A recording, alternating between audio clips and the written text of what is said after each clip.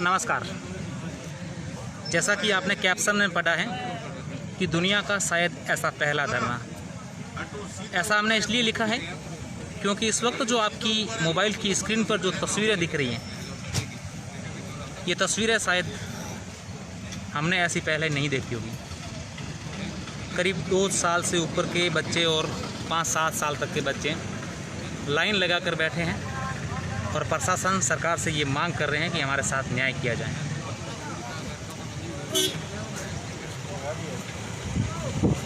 इन बच्चों का धरना आज तक ना तो हमने देखा होगा ना आपने। देखिए, मासूम बच्चे हैं।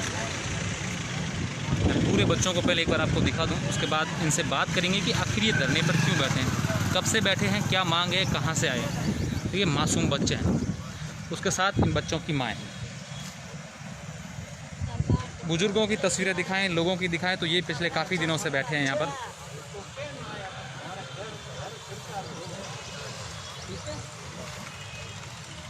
हम इनसे बात भी करेंगे, पूरी बात जानेंगे।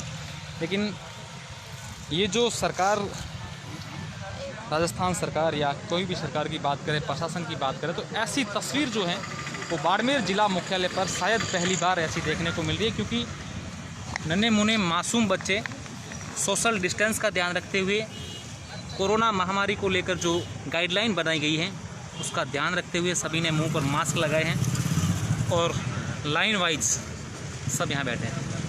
बच्चों से बात करने की कोशिश करेंगे। क्या नाम है तेरा? दिनेश। कहाँ से आया तू? क्या हुआ, क्या है? सरकारी हमारे घर बिखेर दिए। कितने लोगों के घर बिखेरे? 10-20 घर। अच्छा, तो अब आप कहाँ रह रहे हैं? अब हम धूप में बैठे हैं। ये सब आपके भाई हैं छोटे छोटे? कब आए हैं यहाँ पे? कल। देखिए, मासूम ने बात करते करते इनकी आंखें भर आई है। बहुत ही गंभीर तस्वीरें इस वक्त बाड़मेर जिला मुख्यालय से हम आपको दिखा रहे हैं। कुछ महिलाएं भी बैठी है। माँ के तू आया ओदे की हुए हो?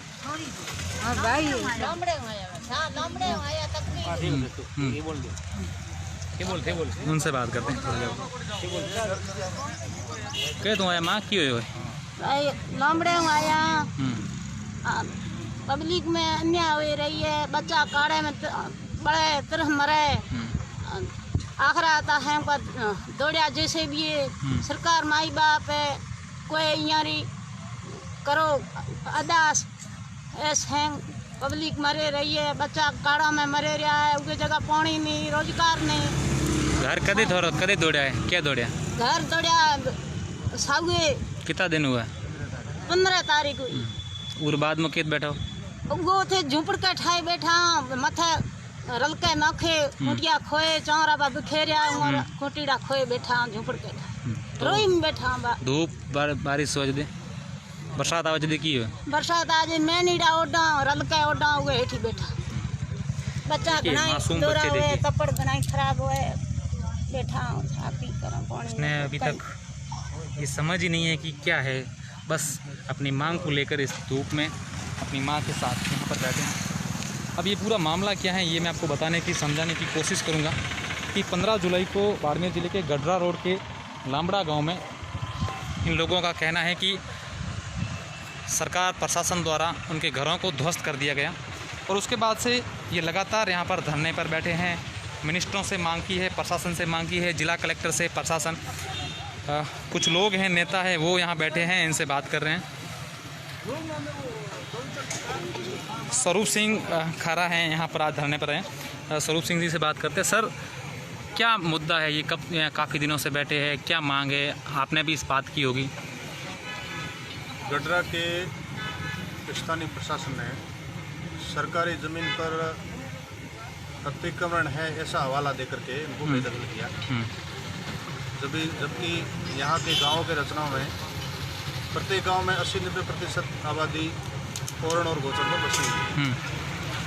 अगर किसी अतिक्रमणी को बेदखल करना होता है तो उसकी एक निश्चित कानूनी प्रक्रिया है, और आवश्यक होता है तो कानूनी प्रक्रिया अपना के उसके बाद वह फाइल को ड्रॉप भी किया जाता है, क्योंकि जो खसरे आबादी भूमि में पूर्व में कभी किए गए, उसके बाद में निश्चित रूप से जनसंख्या में वृद्धि होती है।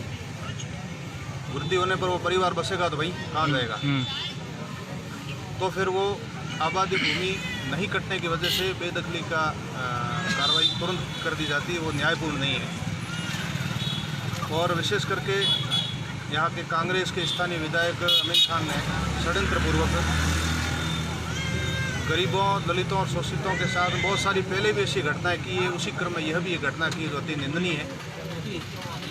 हम देख सकते हैं कि ये नन्हे मुन्ने बच्चे, ये महिलाएं, ये पुरुष आज सड़क पर बैठे हैं। ये बहुत दुखी हैं, व्यथित हैं। सर एक जो घटना की है वो न्यायपूर्ण की है।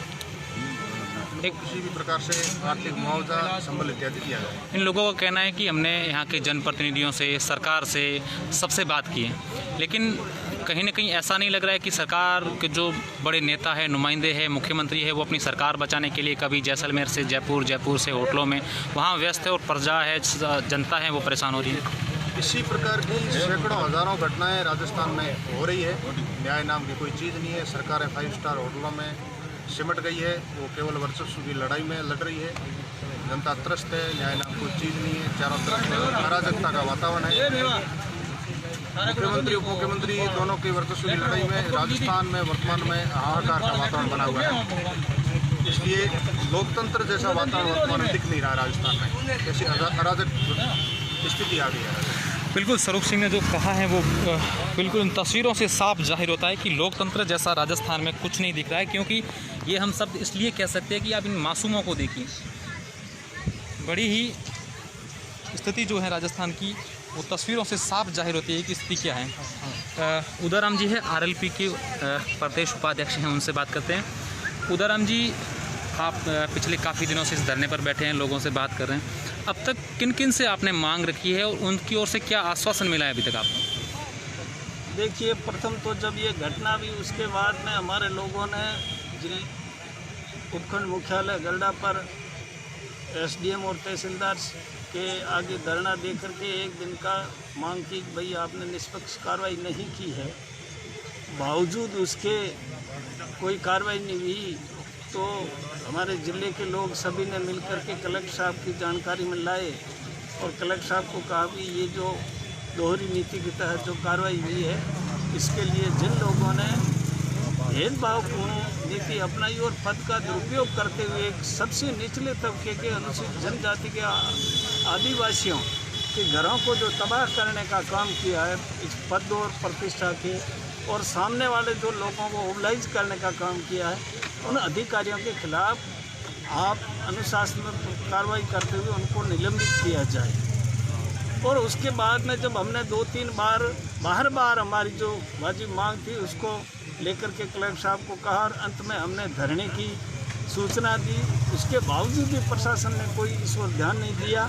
तो हम लोगों को आज से 5 दिन पहले धरने पर बैठना पड़ा। और धरने पर बैठने के बाद में कलेक्टर साहब से भी मिले, वो ये कहते हैं कि हम लोगों ने 91 के तहत उनको भी नोटिस दिया।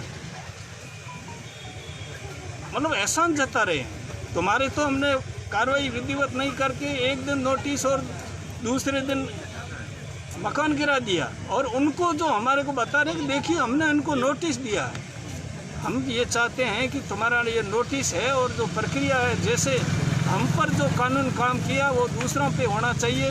हमें किसी बात की आपत्ति नहीं है कि गोचर से अतिक्रमण हटाने का काम करती है सरकार, प्रशासन, तो सबके साथ एक जैसा व्यवहार होना चाहिए। और ये हमारे संवैधानिक व्यवस्था में है कि जाति धर्म के आधार पर किसी भेदभाव नहीं किया जाए। ग्रामीण क्षेत्रों के बहुत तो ये जो प्रशासन ने काम किया ये आपराधिक मामला बनता है उनके खिलाफ, और हम उनके खिलाफ में एट्रोसिटी एक्ट के तहत कार्रवाई करने की भी सोच रहे हैं।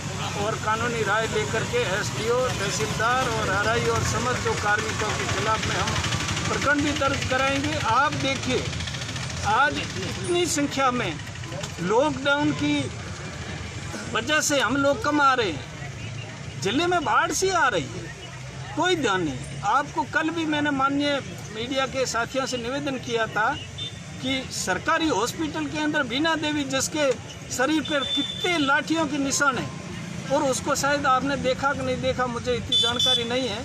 देखिए क्या हो रहा है। उधर जो घरों के तले में भीलों के घर जला दिए गए, इधर 6 मुकदमे दर्ज हो चुके हैं।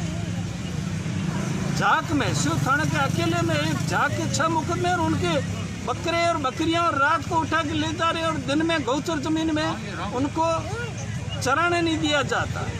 उनके घरों के आगे ताले लगा दिए जाएंगे, ये तो हमारी है पुश्तैनी ज़मीन है, इसीलिए उनके घर के बना हुए जो मकान है उसके ऊपर ताले लगा दिए जाते हैं कि नहीं इसको खोलोगे और खोलोगे तो ये नतीजा होगा।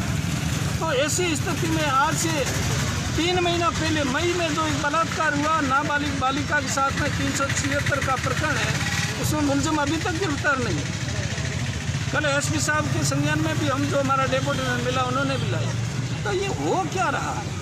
मानते हैं कि कांग्रेस राज बातें करती है कि गरीब के साथ है उनका हाथ, लेकिन उनका हाथ आज मुझे गरीब के साथ दिखाई नहीं दे रहा है। मैं आरोप प्रत्यारोप में भरोसा नहीं रखता। मैं तो ये कहता हूँ अगर काम हमारा करेगा, हमने रेवेन्यू मंत्री जी को भी ज्ञापन भेजा, हमने माननीय मुख्यमंत्री महोदय को भी ज्ञापन भेज रहे हैं प्रतिदिन, और हमने हमारे वर्ग के माननीय विधायक रूपाराम जी और पद्माराम जी से भी लोगों ने संपर्क किया, और हमारे स्थानीय विधायक महोदय से भी लोगों ने गुहार लगाई। अब कौन कितनी मदद करता है? मदद करता है तो धन्यवाद है, नहीं करेगा तो निश्चित तौर पे लोग उसके खिलाफ बोलेंगे। मैं जानबूझ करके कम इसलिए बोलना चाहता हूँ कि हम एक राजनीतिक पार्टी के सदस्य हैं, समाज के होने के साथ साथ मैं किसी इस मामले को राजनीतिक रूप नहीं देना चाहता, लेकिन निश्चित तौर पे अगर अच्छा करेंगे तो उस सरकार की वाहवाही होगी। अगर उस सरकार में अगर गरीब और दलित शोषित या आम नागरिक अगर पीड़ा से भुगतेगा, उसको न्याय नहीं मिलेगा, तो उस सरकार की थू होना लाजिमी है। बिल्कुल, जो पूरा घटनाक्रम था, पूरा क्या मामला था, ये हमने आपको इनसे बात करके समझाने की कोशिश की। हम इतना ही जानते हैं कि ये असल में क्या मामला है, लेकिन इन मासूमों को और इन महिलाओं की पीड़ाओं और बुजुर्गों को पीड़ाओं को देखते ही ये बात तो तय है कि इनके साथ बहुत बड़ा अन्याय हुआ है। इसलिए ये पिछले कई दिनों से घरों के बाद पेड़ों के नीचे बैठे हैं और आज इन मासूमों को अपनी माँओं के साथ कलेक्ट्रेट के सामने अपना न्याय मांगने के लिए धरने पर बैठना पड़ा।